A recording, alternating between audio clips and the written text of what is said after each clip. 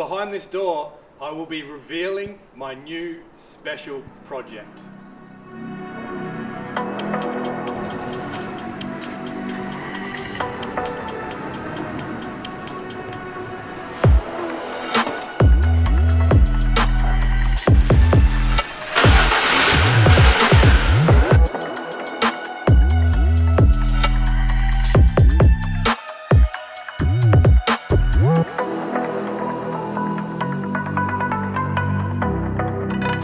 My new BMW E36 drift build. So, pretty simple. As you can see, it's a four-door sedan BMW E36. I picked it up for $1,000. Sorry, $750. It was $1,000, but I got him down to $750 because it was from New South Wales, which is the state just below where I am in Queensland. And I said, you can have your registration back and cash in your rego if I can get it for $750. So my plans with the car is I want to get into drifting heavily, and I want to get a lot of seat time so that I can get as much practice as I can, and yeah, just get really good at drifting, and then kind of just see what I'm like at drifting and how good I can get and see where it takes me. So there's going to be a few renditions, I don't know if that's the right word, but renditions of the car. So there might be one version of the car that I build now until I get some seat time in it, and then I may upgrade it in some areas to help me drift better, or maybe I need the performance to be a little bit different so that I can drift better. Maybe I need more angle or something like that. So there's going to be a few different versions of this car, but that is my main plan with the car. So now I'm going to go over all the modifications that you can expect in this YouTube series. Of course, I'm going to have to be upgrading the suspension, putting coilovers in it, to lower it and get it to a mean ride height, but also so that it handles better and it's not so much of a boat. I'm going to be upgrading the control arms and adding some, a lock kit in it. That way I can get more angle, a lock kit or an angle kit. I'm not too sure the proper terminology, but I'm going to be fitting one of those in there so I can get the proper angle. Let me know in the comments below if you know a good lock and angle kit and what is good for the E36. So in the rear end, I'm going to be pulling the subframe out. I'm going to be reinforcing the subframe because we all know with E36s and E46s, they all crack around the subframe, especially if they're going to be used for drifting. I'm going to be putting a lot of tension and torque through those components, and where it mounts onto the chassis itself or to the body of the car, it puts a lot of stress on those areas. So I'm going to be reinforcing that. Also in the rear end, this car is a 318, so that means it's a 4-cylinder. So it has a small case diff in it, and you will find out shortly about what's happening in the front end with the engine, but that you'll have to wait till the end of the video for that. But we are going to have to be upgrading the diff to a larger case diff, so that will also be happening when we do the subframe. Another modification that we're going to do in the rear is we're going to be cutting out the spare wheel well, to get rid of the weight, and also because it's going to be lowered, we're going to have more access to get the jack under the diff when we need to jack it up at the track and change the tires. Also, this has come with all the original little tool things like the original jack, and then also the toolkit up here. So it has everything in there. If you know anyone that wants this or you want this yourself, holler at your boy.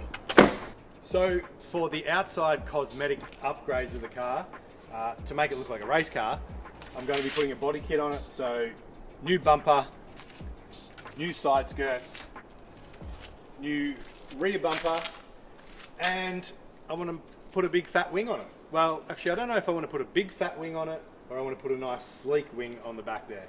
Let me know in the comments below what you think would look better, if it would be a big ass wing or just a nice sleek little wing on the back.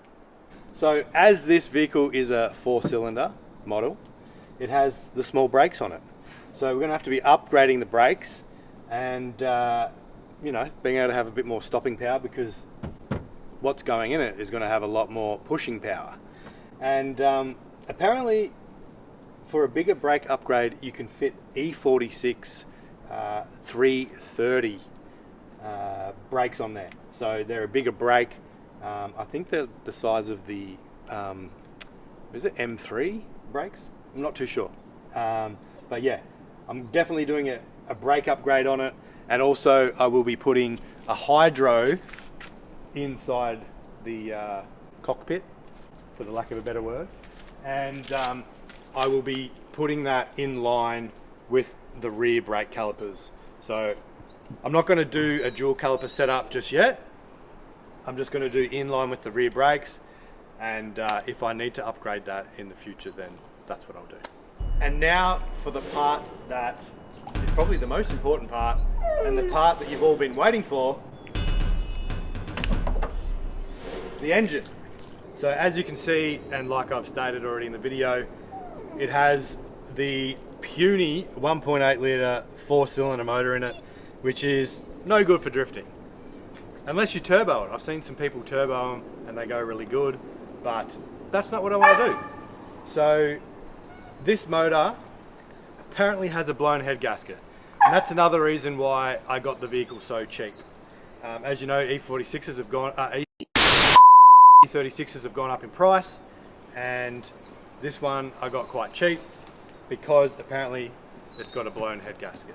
Now I've run this engine for over an hour, and I've driven along the freeway doing 100 kilometers an hour, and it hasn't overheated for me. So I'm not too sure what's going on, but I don't really care, because something else is going to go inside of this engine bay. So as most of you will know, there are plenty of options when it comes to engine swapping E36s. And I can't make up my mind yet. So I'm going to need your help. The first option is to put a 6-cylinder BMW motor in it. Maybe a M52 B25 or an M54 B30, which is the 3 litre. And then start from that platform and then work my way up. So that's one option.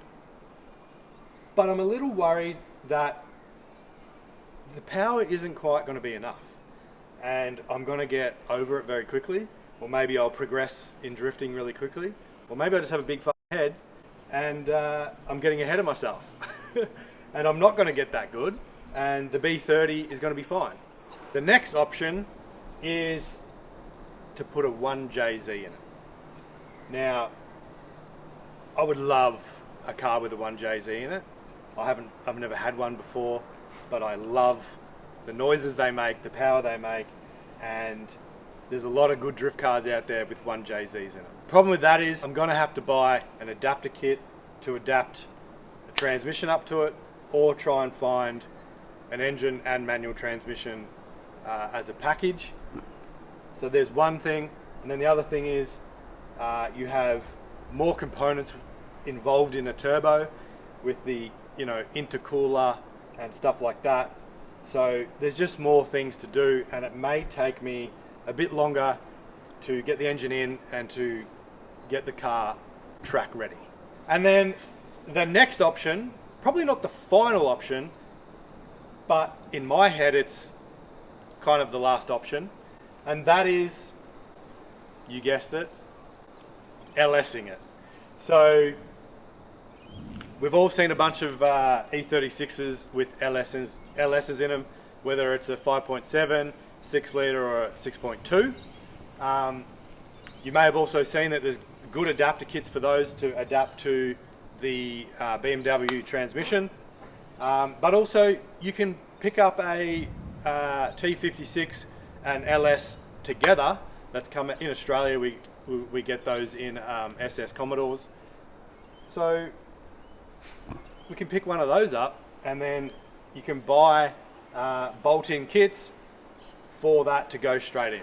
Personally, I really like this option because the engines are readily available throughout Australia and there's parts for them everywhere, and they just make good power stock.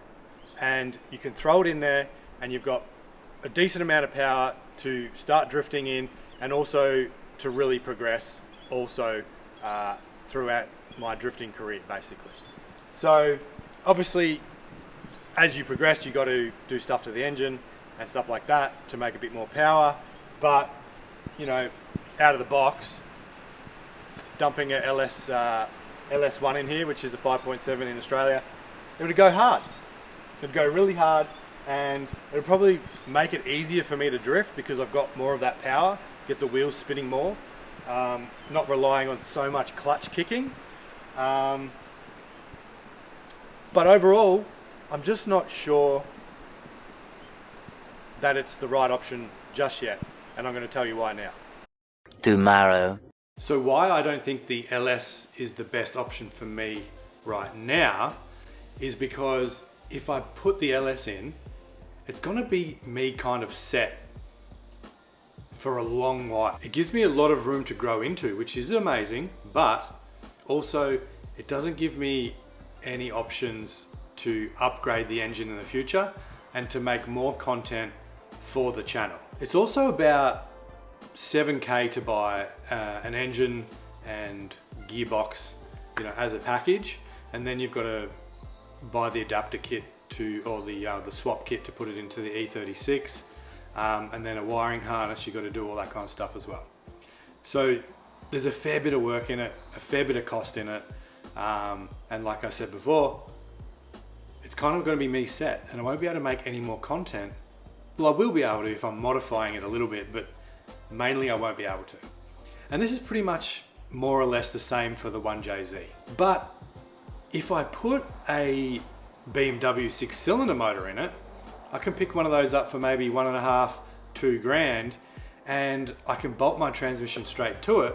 Although it's not the ZF transmission, so it doesn't take the power of a B30, it can take the power of a 2.5 litre, which is the M52 B25. So I could do that on the cheap, chuck it in there, and then get drifting for a lower cost.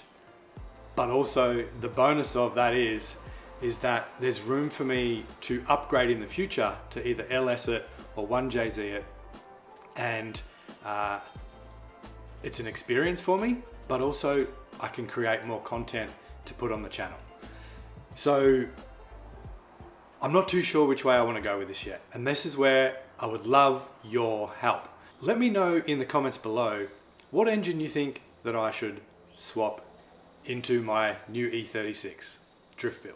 Also, I would love for you to share any ideas that you have in the comments below, any parts that I should use for any part of the build, any suspension parts, any body kit parts, any hydro, anything like that. I'd love for you to share in the comments below what you think, and even if you know somebody or yourself may be able to sponsor the build a little bit, that would be muchly appreciated. With that being said, thank you very much for watching. Hope you enjoyed, and if you want to see more content of this build, like and subscribe, and stay tuned for the next installment of this E36 drift build.